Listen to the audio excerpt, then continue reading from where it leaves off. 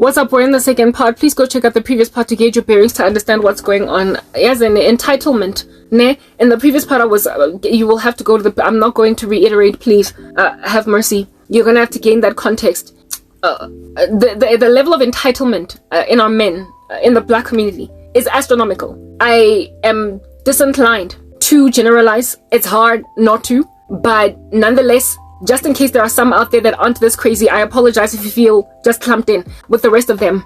But there's just so many of them that are so incredibly rubbishy that I am willing to bet on my life right here, right now, that all black women watching my content will come to some kind of agreement with me that they also have at some point or another felt severely harassed by the persistence of our men to capitulate to their wild fantasies. Wild fantasies. Do you understand? Because apparently, allegedly, there's nothing else out here that we have as an option. Once you go black, you don't go back. Apparently, allegedly. And so they disrespect the living daylights out of us. They don't love us. They are, guys, you know what? Black men are literally the only race of men that I have found on the internet that have dedicated, I'm doing my edits, that's why I'm looking up there, that have dedicated entire YouTube channels. I have never found a single white man, an Asian man, an Indian. I've never ever found a Puerto Rican, a Mexican. Literally, it's only ever been black men from whatever country,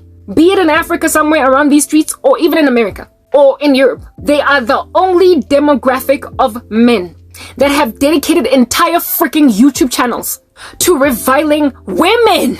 Only black men. Like literally, it's only black, unless of course, yes, if like it's not unfortunate. It's actually quite right that I don't have a comment section because I don't want to get offended. But if I had a comment section, I would actually ask whoever is watching me if at all they can send me a link to any video where a white guy, a Chinese guy, an Indian guy, a Mexican, any other race but black is out here ranting in a video about the worthlessness of women. About the worthlessness of women. Only black men dedicate entire freaking chunky YouTube channels to bringing women low. They call us, hey guys, as in they have like they treat us like rubbish.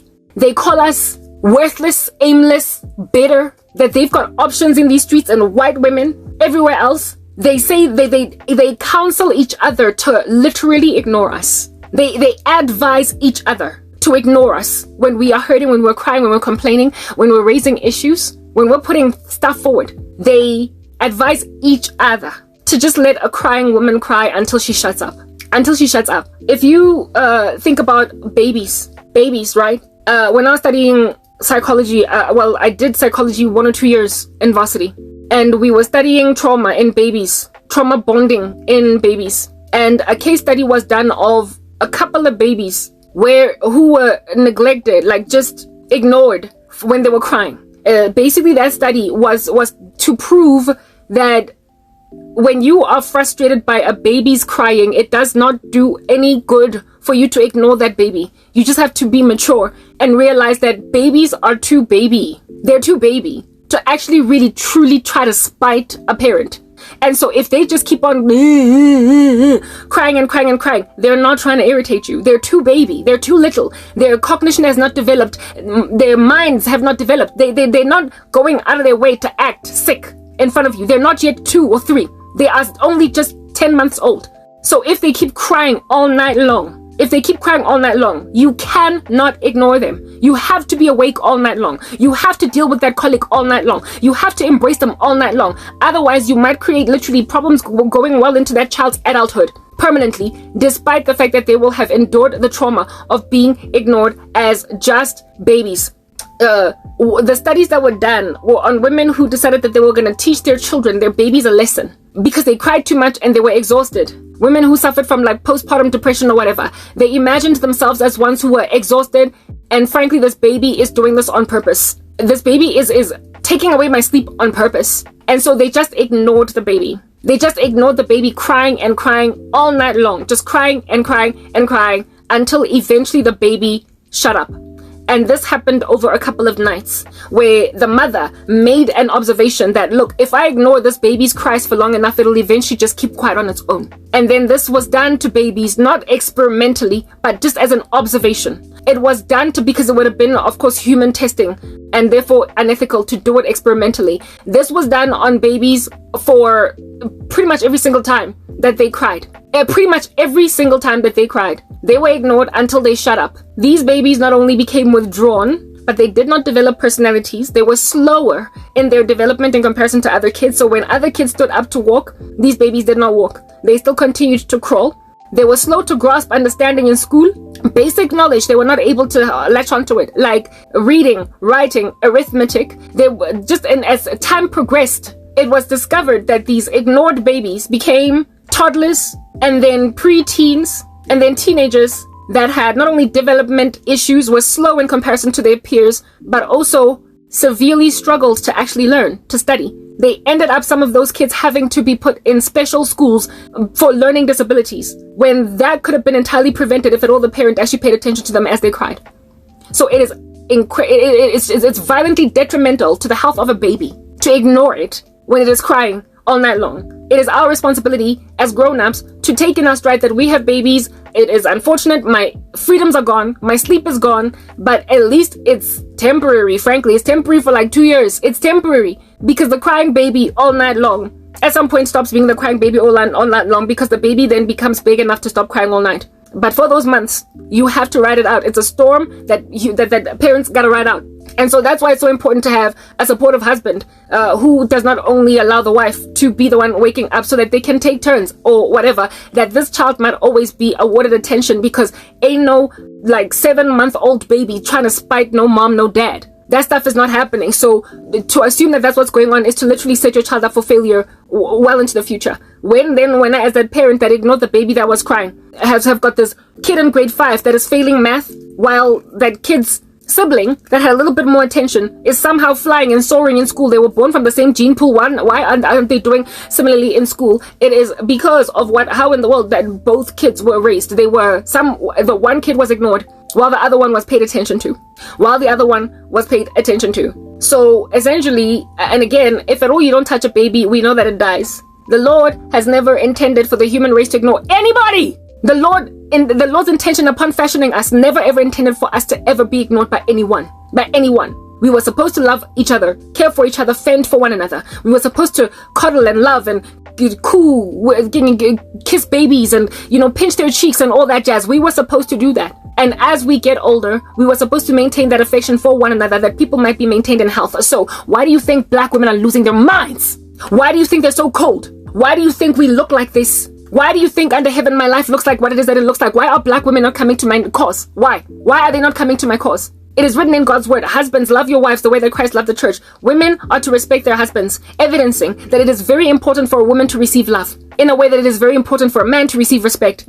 And so when you withhold affection from a woman, you potentially are doing to a woman was done to a baby. Those babies in that study who were ignored, and then later on they could not even pass in school. They could not develop. They could not run on time, walk on time. They could not get to their crawling stages on time. They were behind. They failed in school. They had relationship issues, as in they were withdrawn in school, couldn't make friends easily. Entire personalities were awarded these babies by irresponsible parenting, by disregard, by people being entirely aloof towards them. So if at all it happens with babies, what is likely the version of that in the life of a woman? The Lord has made it clear that it's very important for women to receive love. And when our men go out of their way to make sure that we don't get it, like I said, there are entire YouTube channels by black men dedicated to bringing down black women. And they counsel each other to flat out ignore us. Reverse psychology is a big fat chunky issue in the black community, where a man who is out of his mind in love with you will act like he don't care. He will literally act like he don't care. He will withhold compliments. He will withhold affection. He will withhold all different kinds of things just to basically, what he calls, put you in your place. There was this dumb YouTube channel video that I watched once upon a time of a man that prided himself in subduing his wife to a lack of affection by subduing his wife to Antarctica, to live in an igloo. And he said that my wife is typically very beautiful. And so all the guys in these streets used to want her. But the way that I got my wife is by ignoring her in a way that other guys paid attention to her. Imagine that. That's a woman with psychological issues to go and marry the one man out of all the men in these streets that did not treat her like a woman deserves to be treated. The one guy that mistreated her, that ignored her, that put her in her place, and basically told her with this behavior, you might be pretty, but literally get over yourself. A man that comes into a relationship telling a woman to get over herself, putting her in her place, or what he calls her place, and she chooses him. Why are black women so drawn to these abusive psychopaths? Why are black women so drawn to men who withhold affection? Why do they marry men who do not care about them? Why do they choose to walk down the aisle to the one guy that was least affectionate towards them in comparison to all of her ex-boyfriends? Why do they do that? It's because we've been trained to grovel and pant and salivate after men who ignore us. Because of the fact that inherently deep down inside we desire love as women. That is our, what do you call this? I would even go so far as to call it a judgment, but it wouldn't be a judgment if men actually loved us. From now on, your desire will be for your husbands. That's what God said to Adam and Eve, to Eve, after they fell. From now on, your desire will be for your husband. The only reason why that would be a curse is if Adam does not give the affection or the attention that Eve wants. And so it becomes a thorn in her flesh. It becomes a thorn in her flesh. But if at all, you train women like they're dogs, like proper classical conditioning. Guys, let's talk. Wait a second, we're going to have a discussion before we get into the Sonia V. Bozeman and Timothy Bloom. That is apparently allegedly the only thing that I need out here in these streets. Why it is that the black women, we have been so super hypersexualized that we're even taking it in our stride that our men are converting us into triple X porn stars when we are entire wives. We are supposed to be above reproach, made honest women out of, and yet these men treat us like the fetishes that they have from all the porn that they consume. Men across all races watch porn, but within the black community, like I said, our men withhold affection from us and make it look as if though it is love to merely just be had sexually, to merely just be rammed into. They equate sex with love. They equate it with love in a way that then reduces you to a porn star who does not have to get love, just manhood. All she gets is sex. The guy does not have to show her any affection. He doesn't even have to kiss her. He just has sex with her. When then love is equated with sex, it is therefore romanticized the prospect of being made love to. And you not being made love to, or the withholding of your person from physical intimacy, then becomes the be all and end all of what we salivate after, to a point of thinking that as long as I'm getting this and it's good, that's all that I need. It is no wonder we are crazy. It is no wonder we are falling apart as women. It is no wonder we are so unsupportive. It is no wonder black women in my dream were trying to push me into fornication because they imagine that the only way that I can, be truly loved and enjoy this world and this life is to have sex. When your men have hypersexualized you because they don't award you real love, true love, real love, actual love, but just sex, you will think that you are a loved wife when your husband gives you good sex and that's it. That's what you will think. When there's so much missing, so much. Like mutual respect, like care, like compliments, like a validation. It is the woman's curse at the point of Eve to desire her husband. And if at all your man awards you with love, you will be the happiest woman on the earth. But if your man perverts love, downgrades it to just mere sex, you are going to think you're happy, and then you will be like Medusa, embittered and unsupportive towards a woman that disagrees with you when you claim you're loved. You will want to show her that this is the only way that love goes. Thoroughly. You will do that. And with men teaching us to take scraps of sexual intensity as love, with us being taught that what I am therefore is considered arrogant in the black community. It is considered naive in the black community. It is considered like vainly ambitious for me to actually desire to be doted over by a man that's going to actually love me the way that Christ loved the church. And we're going to get into that just now, but not first before talking about Pavlov's dogs. Classical conditioning. So you can understand how far from grace and glory we have fallen as black women. There was a time when we were loved. In the days of oppression, it's unfortunate that black people were at some point in systematic oppression, and so for those reasons, we could never really truly be happy at any time in history. We could never be happy. But there are women in history that have experienced real black love. But unfortunately for them, they were also oppressed by the system. So we don't have any yardstick or any barometer by which to measure true love and true happiness in the black family. Because at a time when we were systematically oppressed, we were unhappy because of that. However, the women, they were loved. They were loved. Men knew how to pursue women, how to love them, our men. They knew how to pursue us and how to love us. And then when we started, it's that when we got free, when we came out of oppression, there then was pursuing us. The whole issue of black men having been robbed of the ability to truly, thoroughly, and comprehensively provide for women because of their own enslavement. They then were at the same time awarded opportunities with women. And with them being awarded opportunities at the same time as women, they therefore never had a history of being trained how to be fully provider for a woman in a happy ecosystem where no one is afflicting you for being black, where the woman is walking in old school womanhood, old school roles, old school whatever it is that was allowable for women to do back in the day. So with men having never been trained within joy to love women, but they could only love us when we were all suffering because all of us were reduced to nothing by systems of this world. When then women started to make the same, when women were able to provide similarly to the way that men were able to provide, with men having never been given an opportunity to be happily sole provider in an ecosystem where they're not persecuted, they were like, inherently that thing inside them that wants to rule women made them have a whole bunch of apprehension against what would be the tantamount of the equivalent of independent women. And so we've never ever caught a break as black girls ever since our liberation, because we got liberated and all black people were able to now get into commerce and industry. And with the power of black women being able to run the show themselves, black men felt like, what am I supposed to do in this equation if at all you're making all that? So now they then made a decision to withhold from us affection because that was a way of punishing us for being so strong,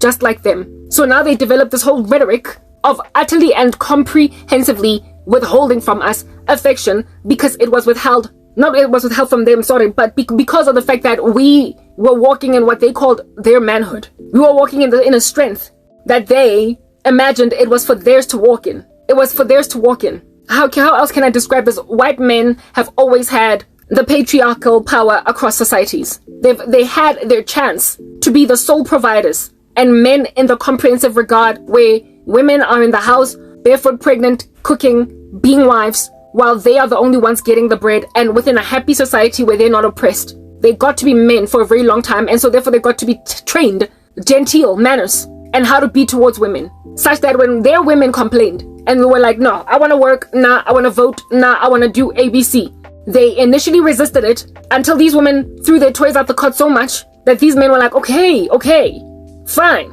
go work. So the manners were entrenched in them from the very beginning, from the get-go. And so once women became strong, it's not like they had no background or foundation of in and of themselves having been strong. Plus, they're the ones that awarded the women strength. They're the ones that relinquished their power. That's what I'm getting at. They were like, okay, fine, we'll give you a piece of our pie. We will give you a piece of our empires, and you will then come and work in our corporates. So their chauvinism reduced, but their, treatment of women did not go out the window with their reduction of chauvinism. They did not make a decision to punish women with a lack of affection because now they were being strong, given that they had already been trained to this thing. But with black men, we were all treated like trash from the very get-go. We were all treated like little children. They were all called boys and we were all called girls, even though we were entire adults. And so by the time the female liberation movement set women free, black women were coming out from slavery with black men, and they all just ended up taking on whatever was the piece of the pie of the earth's resources, at the same time with black men having never been given an opportunity to truly be men. And so they stopped loving us. Prior to systematic oppression, they loved their wives. They were then oppressed and they still loved their wives. But after oppression ended, they stopped.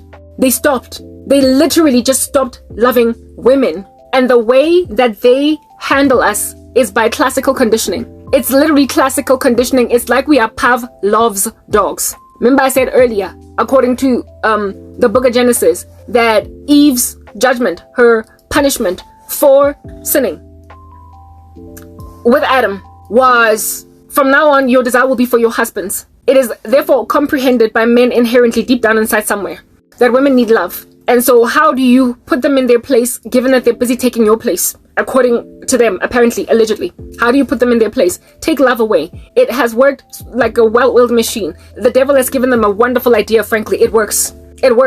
It works. Take affection away, and they will do what you want. This is the way that you will punish them. Adam's judgment was to rule Eve.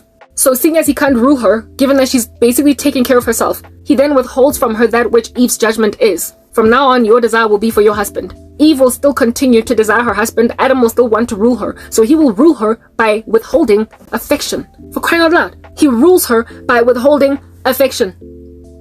And in withholding affection, produces a groveling, panting, needy dog out of Eve. Give me love, give me love, give me love. It's literally like the Hunger Games of affection. The Hunger Games of affection. So let me tell you about the experiment that is Pavlov's dog's experiment. In psychology, the classical conditioning experiment. So Pavlov had these dogs, and there was he came up with this idea to train behavior, to see if at all he can't teach dogs, train his dogs to walk in a particular behavior. By embarking on this experiment, he had these dogs, and there was this metronome. But in modern day experiments of Pavlov's dogs experiment, they sometimes use a bell, like a clicking, clicking, clicking, clicking. But I believe the original experiment was done with a metronome. You know, a Molly metronome, and Bus Street is my home. Experiment. I'm sorry, if you're not South African, you wouldn't even know what I'm talking about. Metronome, like a little talk that goes. Anyway, whatever. This metronome, all right, or this ringing bell was paired with meat. These dogs, their food, basically, right? So there is meat, and herein lies a metronome or a ringing bell, and then herein lies the dogs. And so Pavlov was trying to train his dogs to salivate. He was trying to train them to essentially walk in a particular behavior based on a particular paired stimulus. The bell was a paired paired stimulus that was paired together with a paired response. So the stimulus was the clicking, clicking, clicking, or the ticking metronome, right? While at the same time, every time, so first Pavlov would tick the metronome, or it could be the bell, right? And then the dogs would, at the time of the ticking metronome, they would be fed meat. They would be given meat at the time. So the clicking, clicking, clicking, clicking, and the dogs would hear the cling. When they hear the cling, they would be given meat. And this happened over a couple of repetitions. They were given meat at the clicking, clicking, meat at the clicking, clicking, meat at the metronome, meat at the metronome. They did this for a very long amount of time until the dogs basically started to salivate every time they heard a clicking, clicking, or every time they heard a metronome. Every time they heard clicking, clicking, they went and they panted because they expected that they would get meat. So that stimulus was paired with the response of salivating, because there was an anticipation of eating food, and so they salivated after that food. And then Ivan Pavlov extracted the meat out of the equation, and clicking, clicking, clicking, the bell or the metronome. And despite there being no meat awarded to the dogs at the ticking metronome or at the ringing bell, they still continued to salivate. As such that now Pavlov had trained behavior in dogs to salivate at the tick of a metronome or at the ringing of a bell, even when there was no reward. So the paired stimulus with the paired response was linked to the reward in the end. But when they removed the reward, the dogs continued to salivate anyway. And so now here it is that we've got these like panting dogs, salivating dogs, trying to eat food, would there be no food? And every time they heard that metronome, they salivated whether or not there was meat. That's a behavior trained in you. But guess what's missing? The meat. Classical conditioning is used across the world for nefarious purposes all over the show, but also for good. It can train children new behaviors. It can train mentally ill patients to respond a typical way whenever certain paired stimuluses with responses are done, etc. It can be used for good, but it can also be used for exorbitant evil. And here it is that black men have used classical conditioning, known or unbeknownst to themselves really, in a very nefarious capacity. And in this particular instance, the paired stimulus, otherwise known as the ringing bell, would be, I guess, the equivalent or the tantamount of the black man himself. The actual black man himself. The man himself. While, the paired response would be desire, salivating, panting, a want, a rolling over, a sitting, like basically do what I want you to do. While the meat is love. The meat is love. The paired stimuli is the black man. The paired response is the black woman's behavior in the climate of a black man. while love, affection itself, is the meat. And initially, these men gave us love. Like I told you, historically, we have a history of having love. They award you with love. So you see a man, you flirt, you court, you dance around each other, you draw circles on the floor, you fall in love. He treats you right, he buys you flowers, he wines, he dines you, he does all these things. He's really, really well, treating of you. He does all that. It's just so incredibly unfortunate. And then somewhere along the way, he pulls away. It happened with me and my ex-boyfriend. Somewhere along the way, he pulls away. He pulls away. So he basically stops loving you. There goes the meat. But then every time he rocks up in the room, you are still panting.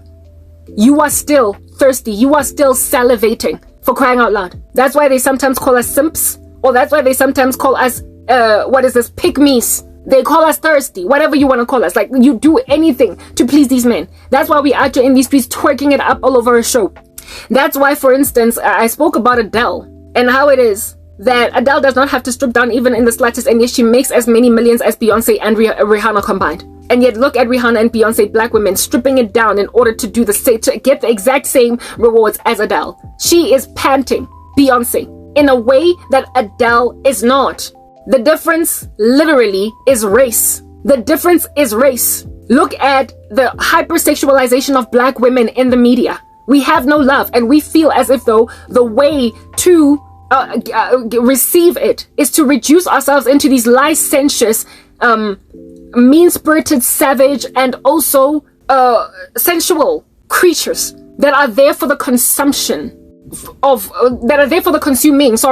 by just about anything in these streets on the left and on the right. We sell ourselves cheap. It's that basic. We sell ourselves cheap, like in the worst way, as black women. And while there's a lot of cultural appropriation and mixing of all of these random stupid things that women are now today doing, the hypersexualization of women literally started with us, black girls. They hypersexualized us because we were made to believe that that's the only way, for crying out loud, that we're ever going to get affection. Why? Because of the fact that at some point in the relationships that we are in with our men, they stop awarding us love, but then men, they still keep giving us sex. And so then everything becomes about sex, about sensuality, about arousal in that regard, instead of you just being who it is that you are. So we feel as if though we have got to be super sexy in order for us to get anything, any ounce or inkling of affection. Women's desire will be for their husbands. We want love. And when we don't have it, we grovel and we pant for whatever alternative will be awarded us. And in the black space, it's literally just a whole bunch of fornication. And if not fornication, but it's within a marriage, it's still a cold, unserving, unloving, removed, emotionally absent husband and wife pair that are frankly roommates, except until the time when they have to have sex. They negotiate everything with sex. They make up with sex. They break up with sex. Like, everything is like there's barely any talking. And when we want to talk, they act like they're listening, but they ignore us because they are being given counsel, for crying out loud, to ignore us. They're being given counsel by each other. They sit in these man caves of exorbitant misogyny and chauvinism, and they revile the living daylights out of women until they convince even the best among them to become wicked. It happened in my last relationship. My ex-boyfriend literally classically freaking conditioned me until I stayed with him for 5 years. Do you know what rescued me from the bonds of salivating after a ticking metronome or a ringing bell, even though there is no love anymore in the room? Jesus. I got saved out of that relationship by the power of the Holy Spirit to not salivate after a man that had stopped giving me love. In the beginning of the relationship, he was respectful, mutually beneficial. It was. He wined and dined me. In the beginning, he was so sweet. Like, you know that song at Destiny's Child? At first we start, like, it's literally a black problem.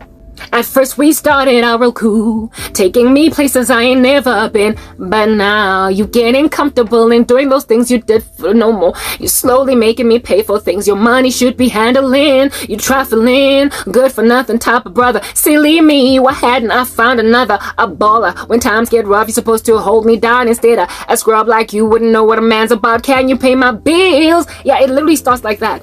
You start out with a guy putting his best foot forward, and then you get a shock attack of your life somewhere along the way in this ecosystem where he just withholds. And because of the memory of the love that you had at first, you keep on lingering, just like remembering that paired with that bell or that metronome was that meat. Pavlov's dogs. therefore still salivating. So you literally stick around in a relationship for 4 extra years when love ran out after year 1. The man stopped trying after 6 months. Not for me, it was 6 months personally. The man stops trying after 6 months, and you are still all up in there for another 4.5 years. Why? Because he has paired love. He has paired your doting response to him with his presence as he is awarding you love. And then he pulls the love out. But then he keeps on ticking the metronome. He calls you Nkaronja. Hey, Spotty, Spotty. That's how he calls you. And black women are eating it alive. Wankutla, you're eating it whole. For breakfast, lunch, and dinner, you are making it your full course meal. Your 3-course meal. They are just taking it. They are walking down the aisle marrying men that they are entirely dissatisfied with. Guys that they had better days with in the beginning of the relationship, but now they're getting married. They're getting married, and there is no such love left anymore. There's no such love left anymore. They don't try. Do you understand? They literally counsel each other. My ex-boyfriend was counseled by his friends to stop being so whipped where I'm concerned. I went from having the most loving guy in the world to having a dude that was literally withholding affection. There was a time when my tears used to matter to him. Like, I would cry and the guy would panic. He would thoroughly go into a frenzy, twist in the wind, wondering why you crying. Every time I would be just slightly sneezy or twitch a little as I'm sleeping, since we were fornicating. As I'm sleeping in bed, if I twitch next to him, he'd be like, babe, what's wrong? What's wrong? Are you okay? Are you okay? Stuff like that. And there came a time when my twitches, now he was just like, oh, whoa, it's like, stop. You're like an earthquake in the bed. I'm trying to sleep. I remember one time we had booked into this one hotel at Town Lodge, and I got upset by something he did. It was like the pitch of night. It could have been like 1 a.m. in the morning. And I stormed out, walked out, and left that entire hotel, right? And went like out of the complex and walked, and I expected him to follow me. I felt endangered by the fact that I was walking outside of the premises of the hotel at night by myself. I guess I feared things like robbery, muggings, rape, and I quickly ran back. And when I got back, my ex was on his phone while the television was playing in the hotel room. He completely ignored me, and that evening, that same evening, later, or not evening, sorry, they say it was early hours of the morning. That morning when the sun had risen and everything, I still basically rewarded him with sex again. Even though he had treated me like that, even though he was aloof, even though we slept upset, even though he never said sorry, even though he never followed me we had a fight, we had a falling out, we had an argument, he did not pursue me, he did not follow me to where it is that I was about to endanger my life walking these streets at night as a woman by myself. None of that, no apology, but still I had sex with him anyway. That later on that morning. Again, evidencing that we equate, used to. Now, I will call them they now because I'm no longer in that camp. But black women consider me arrogant for no longer being there. They equate sex with love. They make up and break. They make up with sex. They don't talk over issues. They just have sex and think that now it's eradicated. And when that is the case, as a woman, goodness, when sex is the only thing holding a relationship together, well, I mean, goodness, there's more where it came from, is it not? When you get older, when these guys start to salivate after colleagues, again, that was another thing that used to irritate the living daylights out of me when I was working at MTN. I could not understand why so many married men were flirting with me. It gave me such a bad taste in my mouth about marriage. Because I was like, Kante, I mean, weren't you guys in love? Like, you married her. Why are you flirting with me? Why is it so easy for you to flirt with my colleagues? With other chicks in the office that aren't married? You are making your wives look like these boring things that you are over with. You're done. You're finished with them. But when these women would come to the office to see their husbands or whatever, you would realize, oh my goodness, like this guy, Jabu, has such a gorgeous wife. Like, there is nothing missing. Even you would feel insecure in the presence of this woman that he is married to. And yet, in the office all day, he's out here twirling on chairs with other girls flirting with him. It just comes so easily, and that is something I made an observation of with black men. It was never like that with Indian men. It was never like that with white men. Every so often it was like that with colored guys, but certainly black men were the ones that flirted with everything that would flirt back in the office, to a point where you would wonder. And also another thing that was problematic, again, within the employment space with colleagues, the only men that spoke about their wives, and I am not even exaggerating, the only men that spoke about their wives were non-black in the office. Like, as in people that you spend every single day with this person. You sleep next to them at night. You have babies with them. They therefore ought to be on your speech quite a lot. Black men never spoke about their wives. They never spoke about their wives. Every so often, my white colleagues would be like, my wife this, my wife that. Oh my goodness, my wife said this the other day. My kids were this. Like, they speak about their families. They speak about their children. They speak about their wives. A lot. A lot. Indian men, white men, every so often colored guys. But black men, literally, kutulile, tumbleweed, like crickets. You will think this man is unhappy in the marriage that he is in. And that whole situation with black men not speaking about their wives was not the same with black women. Black women were always talking about their husbands. My black colleagues were always talking about their family lives. Like, always. The ones that were married with children, I was always hearing, my son did this, my son did that, oh, my husband did this, that, yeah, etc. But black men, guys, you would think this guy's not married, you would think he's single, but you would know he's married because he's wearing that ring. Plus, you know he's married, he's your colleague, so you know information about him, type setup thing. And it was always black men that were mum about their wives. It's almost as if though they were still spawning, like flirting. Habana lerato. They are unloving. That's what I'm trying to explain to you guys. Habana lerato. It's Pavlov's dog's experiment. It starts out alright because they gotta put their best foot forward, cause you to fall in love. Head over heels in love with them. They gotta cause you to fall in love. And so in order for you to fall in love, you're not gonna be dealing with some deadbeat rando in these streets. Do you understand? That doesn't want to show you affection. You've got options, for crying out loud. You're this beautiful woman that 20 other guys are trying to be with. So this guy is gonna try in the beginning. Mara after that, yes, like it. And they come in with all that attitude. They allow their friends to influence them out of what is sober and what is reasonable. They allow their friend, like, yeah. So if at all their friends are also influential, this man cave, it's like, when are you ever safe? When are you ever safe?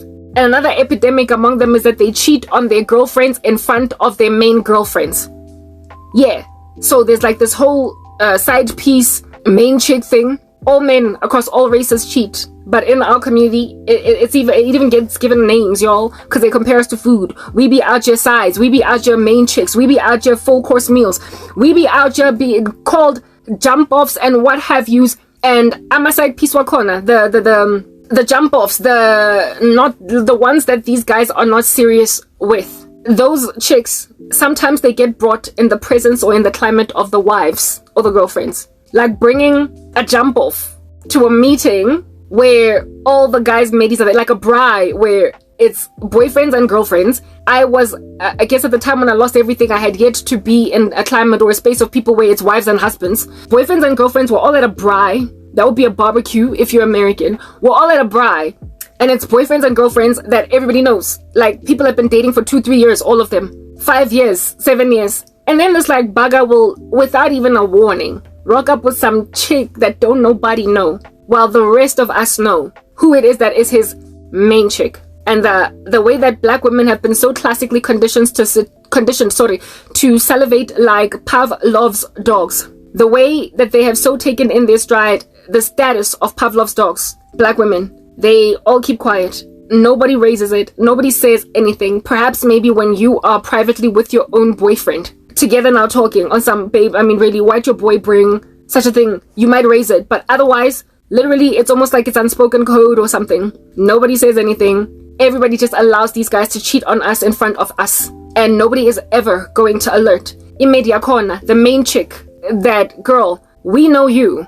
We've known you all along. And yet your man be out here rocking up in these streets with some strange little side piece. And he, like, all of his boys appeared to be content with it. It makes me wonder, Gresham, if at all these buggers don't bring side pieces when I'm not here. You will literally look at your boyfriend and be like, when I'm not around, do you also sometimes bring somebody that don't nobody know? And yeah, it's hush hush, it's mum. So we don't have protection as black women in each other. We don't have protection in each other, and we certainly don't have protection in these men. They take it for granted that we will just keep on panting and salivating at the ticking of a metronome or at the ringing of a bell, because they win us over with initial affection, following which they drop the ball, and we just gotta keep on hanging 10 because we're getting good sex or whatever. It is no wonder I'm therefore being pursued with so much sexual innuendo, with so much sexual imagery. It is no wonder they are pursuing me with this, because it's literally been working for them all along. They feel as if though if it ain't broke, don't try to fix it. It's a tool we have used successfully for all of these years, so why zame? And it's running when there is an epidemic of no love in the black community. When black men do not love their women, what makes you think they're gonna love white women? What makes you think they're gonna love Indian women when they marry them? What makes you think they're going to love any other race of women? When I was working at MTN, there was this one white chick that was dating a black man. And this woman was always complaining about things that black girls complain about men. And all I could wonder was, I mean, you're this particular age, you're like, what, 28? You've probably been with other men before. What are your what do you have experiences that you can tabulate on a piece of paper as to the difference between of treatment with other men you've been with in the past versus this black man? And if at all you can see that you are significantly less well treated, why under heaven did you go on ahead and marry him? She married him. She married him. One of my girls was at the bridal shower and everything. She went on right ahead and married a man that used to give her all that grief. And I'm like, what? I don't know. You know, there's something about black men that they ooze, that they give off. It's like a je ne sais quoi, a spunk, a swagger that is very extremely attractive. It's drawing. I will not deny that much. And so maybe that's the reason why so many white women are like just falling all over the show at their feet, wanting to be with them. But if that's all you have to offer, that swagger, that style, that thing, that it kazang, but you're not actually loving, don't you think you're going to give the poor white chick some PTSD, given that she's never been treated like that in her own community? Don't you think you're going to give the poor Indian chick some PTSD? Don't you think you're going to give the poor colored chick batung? There was this one a friend of my ex's that what is this, was dating this one colored chick. Even my ex-boyfriend was concerned that she's going to one day contract HIV.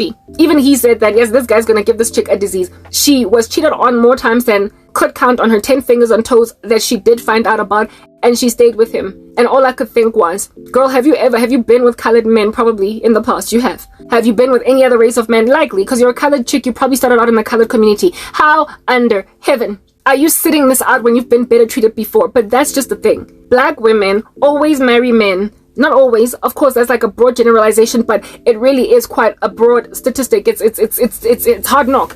They marry men that are not the best they've been with. That's what I'm getting at. They marry them because they came at the right time to propose marriage, and so they end up married. But they've been treated better before. They've been treated better even earlier in that relationship, and yet you're marrying a man that's dropped the ball. By the time you get married, he is 25% of the man he was at the beginning. 25. And you're marrying it. It's only going to go downhill from there. That's why it is so cold in their marriages. Gabanda. Agutandwa. And that's why these men don't even talk about them as colleagues in the office to their colleagues. Don't nobody know that this guy's married until it becomes clear that he's married. Don't nobody know that he's married until it becomes clear that he's married. Like proper. Like it keeps happening. When I was working at MTN, there was this one couple that both of them used to work at MTN. The first person to work at the job was the lady, and then the dude joined later on. And this guy asked like a Joe, oh goodness, it was just so frustrating. He used to, if you would allow him, he would flirt, never mind flirt, but go out of his way to actually shella chicks in the office. His wife worked in the company with us. She was in marketing, he was in marketing too. I was a project manager that serviced marketing. And this guy would, if you look back, if he stares at you and you look back, he will literally, next time he sees you, actually try to greet and talk and try to get your number and see if at all you guys can't go and have lunch sometime. Like his wife works in the office, so she was being made a fool of. He used to do this with chicks in marketing. He used to do this with chicks in project management. Anywhere at all where it is that women would allow him to flirt, they would flirt back. Men walking around with entire chunky rings on their fingers, black men, would pursue you. You are just dropping off a document at the desk, and then he's like, oh, so what's your name? Want to grab some coffee sometime? Like, dude, I see your ring. That's also another thing. They literally, the way that they have so Pavlov dogs, socially, classically conditioned us to salivate after them even when there is no love and affection, they thoroughly imagine that they can drop the ball, dump it in our ecosystem of the fact that they're married. Like, you know I'm married because I'm wearing this ring, and I mean really, I work for the company, everybody knows here that I'm married, type thing. So when they pursue you with your knowledge of them being married, they frankly on that day flat out are offending you. They're insulting you by saying, how would you like to be my mistress? They literally just ask you outwardly, how do you feel about being a mistress? They don't even try to hide that they're married. They don't even try to hide that I just want to have fun. And the only reason why they don't hide it is because there are women that have humored that. There are women in our community that have known they're married and been asked indirectly, how do you feel about being a side piece? I will pay your rental, and gone on right ahead and done it. And so they insult the rest of us, thinking all that we salivate after kichelete or being doted after, the way that we're so parched of affection, anybody offering us even an inkling of affection, we will just take it. So they literally just asking us to be side pieces. They don't think that we get offended when asked out by them, by nits. It just does not dawn on them. They have no respect for their women. That's what I'm trying to explain to you guys. They have absolutely no respect. They have no, there was this one guy on Angenzi when I was working at MTN. He used to harass me on the weekends. And I eventually told him, look, dude, leave me alone. Where did you get my number? I didn't give it to you. You got it on the Active Directory at work and you decided that you're going to contact me on the weekend. And now you're trying to force me to, he was using my Christianity, which is what I'm talking about, to try and make me feel as if though you owe me evangelism. And I'm like, you went and you dragged my number, you fished it out from the Active Directory at work in order to make me lead you to Christ? For real? I ended up sending him a whole bunch of names online to look for and links to YouTube channels of men in the faith that can guide him in godliness. And then I started ignoring every last text and call that he sent through until he basically got the point. He was a married man. He knew that I knew that he was married, and despite all that, he was thoroughly trying to have an affair with me anyway. When you persistently shella a woman as a married man and you have no regard that she is literally not trying to be a mistress. She's not trying to be a mistress. And the guy still persists. Black men do that to us all the time. They think we're so hungry, thirsty for love, that we will take being mistresses in our stride, side pieces, or if they're side pieces, in the room, that nobody's going to be telling the main chick. We lack loyalty towards each other as well as black women, so for those reasons, they also get away with murder. They have so succeeded to classically condition us to salivate after them even when they're not awarding us love, that like Pavlov's dogs, we are out here grunting and panting after bad men that treat us like trash, even at our own peril and even at the expense of each other as women. We help their cause along. We literally help them along. When men go into a cave and make a decision not to love you, why in the world do you support them? It's because you've been classically conditioned. And you see, in order for you to break out of being controlled, you're being pulled gango by Pavlov's experiment, you literally have to give your life to Jesus Christ. Because that conditioning is it's a brain disease. It's something that comes so deep into your spirit and latches onto you parasitically that the only way to extract it without killing you as a woman is by the power of the Holy Spirit. That's how I got out of a toxic relationship where I had been thirsty for my boyfriend's love for years. However, I remembered the first time we were together. I was literally holding on to that initial memory. I was holding on to the initial love that I got. The whole time I was thirsty for that initial thing, and all he needed to put forward to me was that initial thing. Just like Pavlov giving his dogs meat for the first couple of repetitions and then taking it away permanently, and yet however getting the desired response every time he rang a bell or the metronome ticked. I was Pavlov's dog, but I am now Jesus's sheep. I feel as if though that's a better animal to be out here in these streets. I feel as if though it is much easier to be a Christian waiting on the Lord for a man that understands that it is a man's duty to love his wife as Christ loves the church. And love, which is then what I'm about to get into, is very clearly described in the scriptures as one way and one way only. Go and read 1 Corinthians 13 in order to understand what love is, so that you can understand, black women, that you are not loved. And that black men, when you call yourself a Christian and you treat your women like that, you are not saved and you are not loving. You are not bearing the fruit of the Holy Spirit, one of which is love. Because love has characteristics. True love. 1 Corinthians 13 says nothing at all about sex. It says nothing at all about fornication. It says nothing even about sex inside a marriage. So it's not sinful against God, yet nonetheless it is being used in a sinful way against a person. Love has characteristics, and if they are absent, run for your life, women. Otherwise you will get converted into some kind of a menace, a monster, a beast. A menace, a monster, a beast. Like, you need to comprehend that this loveless space makes women bitter, so bitter that they indeed wear what it is that is the typical description of black women: angry black women. It makes out of us Lynn Whitfield in Thin Line Between Love and Hate. It produces what under heaven it is that I spoke about in the first part of this video: murderous women. It makes Cindy Mankaele drive a knife into the heart of Flaba. You need to understand, it produces monsters out of women. And these ladies, if at all it is not the men they kill, it is the spirits of women. It is the souls of women. It is the plight of women. It is the sorrow of women that they bury underground in favor of unloving men. And that risk that is being taken by black women It's threatening to exsanguinate our souls all the way into the abyss. And if at all this is sending you to hell, hitting the ground running, why under heaven are you not counting the cost of being a disciple, embracing singlehood in your stride if no other man wants you? Why are you not waiting on the Lord for a guy that has been prepared to allow the Lord to train him and drain the gunk out of him that he might be able to love a woman? A man that's actually intentionally working on loving his wife the way that Christ loved the church. A man that is not going to insist on putting a woman in her place by reducing her, minimizing her, making her something so tiny, so small, that upon suffering a severity of want and lack, she will finally take scraps of a wannabe affection just for any kind of a semblance of a normal life. At all. Rather than wait on God. I am being pursued by some pretty filthy, unloving men. Because apparently, allegedly, I am naive to expect what I am expecting. Why? Because so many black women take in their stride that which I got rescued from. They just take it.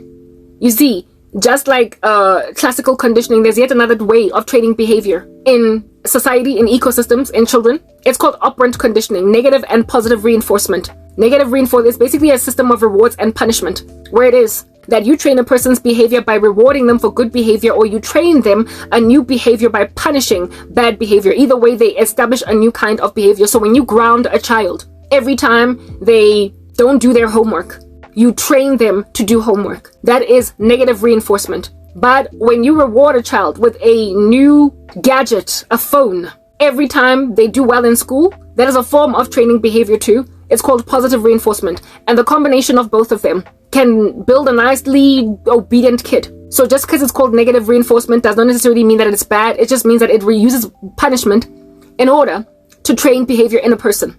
Well, behavior can be either positively trained in or negatively trained in. In other words, it can be nasty little moral turpitude, or it can be virtue building. Just like with classical conditioning, it can be used for good or for evil. And operant conditioning is exactly how it is that black women have trained black men to stay so daft and unloving and frankly just unacceptable, insufferable. It is what has caused your men to be nightmarish in marriages and continue in this way, thinking that there's nothing coming for them, there's nobody correcting this, there are no consequences to be endured at all. By positive reinforcement, you have literally made these men imagine that their behavior is acceptable to be lingered long into the future by continuing to give them not only yourselves, despite them being miscreants of note, but also other women. You help them subjugate other women to significant tyrannies until they settle for them. So herein lies a bad boy being given a Christmas present anyway. Understand, you are reinforcing behavior positively in those men. You are reinforcing it in them positively to stay wicked, to stay, displaced within concerning their sentiment about their own women. They even go out of their way to praise white women above us, Indian women above us, basically non-black women above us, only for those same Indian, white, non-black women to come back and be like, my goodness, these are my experiences at the hands of black men. So they think they can offend us by using white girls in our faces until the same white girls are like, I can't. Like proper. We are being vindicated even by fed up white women who are with black men. So why under heaven are you not taking this in your hands? If you love your own sons, if you love your own fathers, if you love your own cousins that are male, if you love your own brothers, you will fix them because they are ruined thanks to you enforcing behavior that's wicked. You have literally rewarded them. Look at how women in my family have given my ex-boyfriend everything he ever wanted on a silver platter by treating me like trash. Here in Las Karabo, at 39 years old as a spinster, because I am being so badly treated, unable to go anywhere, not moving left to right, not even able to come up for air. I'm like a seahorse the way I am always underwater and galloping it at the same time. That's who I am. Yeah. My family members, my female family members, alongside my female cousins and my former friends have all awarded a very horrible man. His dreams come true. All these bad guys with their Korobela don't make sure she never gets married, make sure she never ever comes up for air. Make sure she's not okay. Yeah, they look at me not being supported by women and they just jump and celebrate. They are maintained in their wicked behavior by your positive reinforcement of that activity. And I'm doing everything in my power. One, goodness, what are the odds I'm gonna succeed? I'm doing everything in my power by myself to negatively reinforce change of behavior. In other words, I keep rejecting the living daylights out of them. No matter how much they whip me with korobela, no matter how much they stab me with silent treatment, no matter how much they stab me with sorrow, marking want, poverty, the blocking of my channel, the bereavement of my person with loads of sorcery that I keep on getting lambasted by, insistences on my person to embrace porn when I have walked away from such darknesses as those. They keep on slapping me with all that random darkness. And I come back and I'm like, just like I want nothing to do with them. I find them evil in the worst way. I don't want them.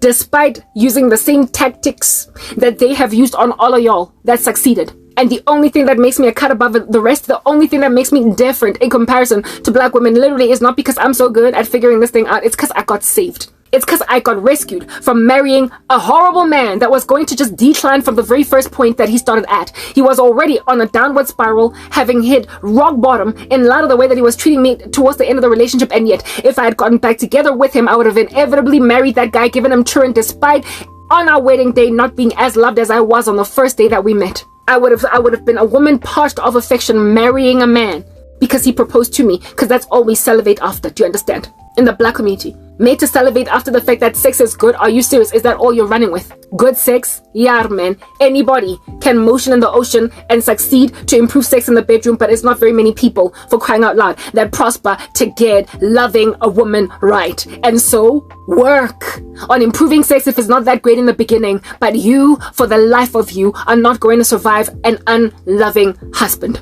You are not going to survive that. It's that basic. You are just not going to make it. They literally counsel each other to not love women. They counsel each other to disregard our cause. They counsel each other to ignore us, to walk us into reverse psychology. They gaslight us when we complain about things. They act as if though we're throwing our toys out the cot. We are steamy, we're heated. When you are frustrated, fighting, throwing fists into the air, and somebody's looking at you like you're a crazy little person, that you're properly just steaming, and you'll cool down. All that disregard of so much passion. How in the world do you think as a woman you're not going to finally burst or implode when you are being that ignored? When you are seriously and deeply actually upset, you are perturbed, and a person is just looking at you as this like frantic B word that's flailing around like a ball bouncing on the walls, and it'll eventually settle down. When they treat you like that, when you're angry, yes, like it, guys, I'm sorry. They just ignore you. Like literally, you're flailing your hands in the sky. You're 5 seconds away from blowing your top, and they treat you like you'll calm down. It's written in God's word that a gentle answer turns away wrath. The fact that they even put you in a space to be wrathful in the first place is problematic. But the fact that they don't even work on giving you a gentle answer when you're mad, that just says that they pride themselves in making you sick with anger.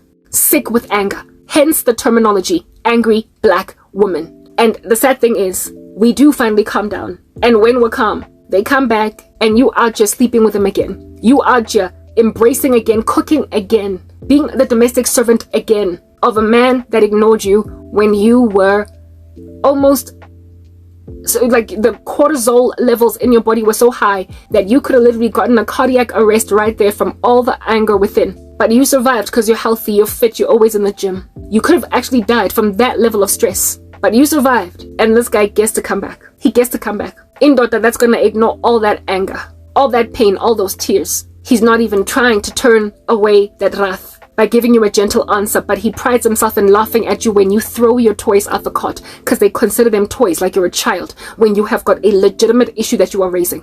I'm not trying to be married to that. I am not trying to be ignored more than I already was for a whole decade. I'm not about to go and marry a man that controls me with spurts, first of all. And secondly, is a psychological manipulator. He is the boss gaslighter in the room, in the game, the baddest gaslighter in the minute, and he's my husband. I'm not trying to commit murder. I said that in the first part. But all of your ladies have literally awarded these guys on a silver, unfortunate platter.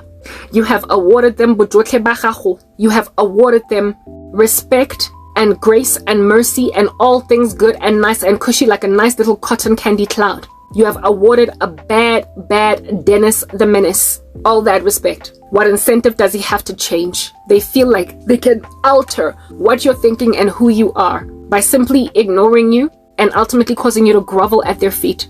They also pride themselves in teasing women, mocking them when they get older. Black men don't marry us. Y'all know that's a thing. They date us for like 7 years. 10 years go fella, you are jojolaring. They don't marry us. They make black women, they start dating us when we're 22 and they make us turn 30. They make us turn 35 single and dating just to jolanje. And then when you turn 36 or 7 or 8, still single.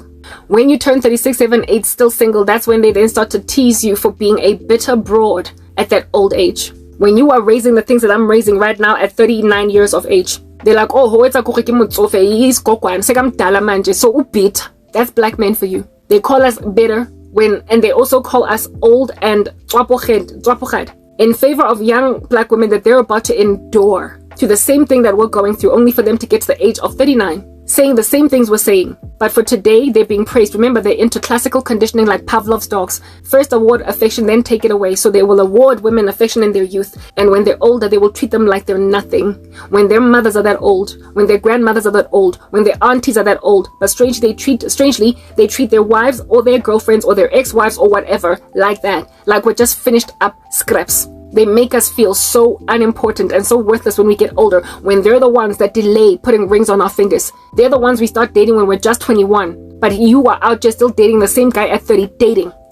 Everybody has a job. Everybody's employed. Everybody can take out lobola. Everybody can quickly get married. But now, you are still a girlfriend. And now when you're 35, the same guy, you're still not married at 35. When he's the one that wasted all of your time. They're the ones that make sure that we get to those, latter years. Those advanced years. They're the ones that make sure that we basically become spinsters.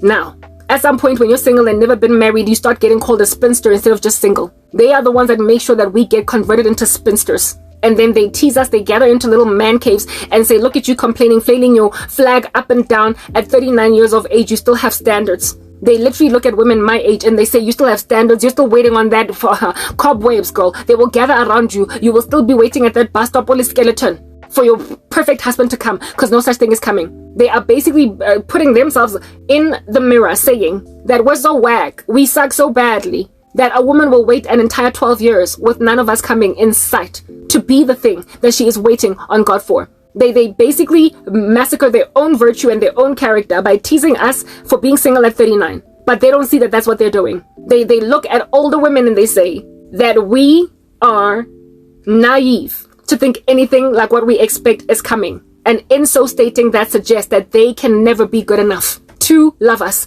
That those among us who are holding fort, those among us who are unprepared to drop the ball on what we want, what we expect out of a man, which by the way is pretty basic in most other cultures. It's pretty basic in most other cultures. Like the things that women want across the world are the same as what black women want. And yet when we desire them, just basic love, basic affection, basic respect, basic mutual reciprocity, apparently, allegedly, we are aiming too high. Things that black women want. We want to get married nati, having not had any children before, and with our husbands having never also had any children before.